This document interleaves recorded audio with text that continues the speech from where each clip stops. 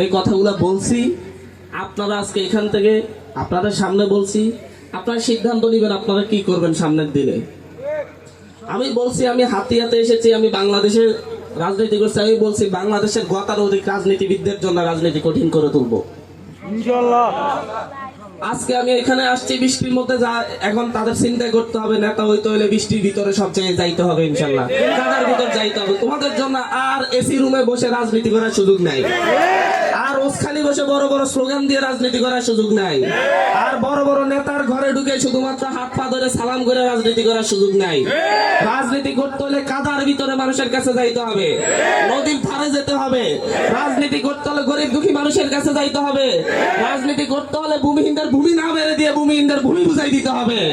রাজনীতি করতে হলে রাস্তাঘাটের কাজ করতে হবে, সেখান থেকে চাঁদাবাজি করা যাবে না।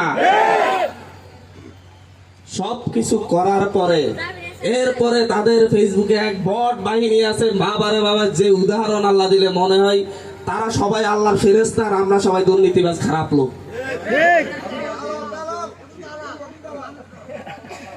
নিয়মিত মৎস্যজীবীদের কাছ থেকে চাঁদাবাজি করে, প্রত্যেকটা ইলিশের নৌকাকে বাধ্য করে তার ইয়েতে মাছ দেওয়ার জন্য। তারা আবার এখানে সব কথা বলে, তারা বলে আমরা নাকি বাড়িতে দালান কোঠা তুলি। সবাই মিলে আপনাদেরকে আহ্বান করবো, আমার বাড়ি থেকে ঘুরে আসে। তাদের খুব ভয়ে আছে, কিরে বাবা কিছু তো করতে পারতেছি না, কিছু খাইতেও পারতেছি না। যা মনে করলাম 16 বছর পর খাওয়া শুরু করব, তখন দেখা যাচ্ছে যে একজন এসে শুধু সব জায়গায় বাধা দিচ্ছে।